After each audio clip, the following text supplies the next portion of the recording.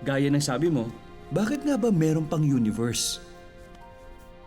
Pero inoobserbahan ko rin ang mga kilos mo. Yung mga pagbabagong naganap sa'yo mula nung naging Kristiyano ka. Gusto mong makatulong sa mas maraming tao. Hindi lang dito kung hindi pati sa community. Magalang ka din sa amin ng mom mo. Masipag ka sa gawaing bahay, walang reklamo. Yung nagbabahagi ka ng oras at pera mo, anumang oras, talagang kahanga-hanga. Para kang Si Jesus. Ni hindi ko alam na marami palang dahilan para maniwala. Yung makakilala ako sa Diyos, kahanga-hanga na. Totoo yun. At hindi ko may itatanggi. Nandito si Jesus. Ngayon, handa siyang tanggapin ang lahat. Matalino man o mahina, mayaman o mahirap. Pati mga scientist.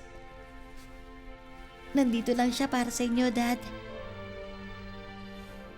naniniwala ako sa'yo, anak.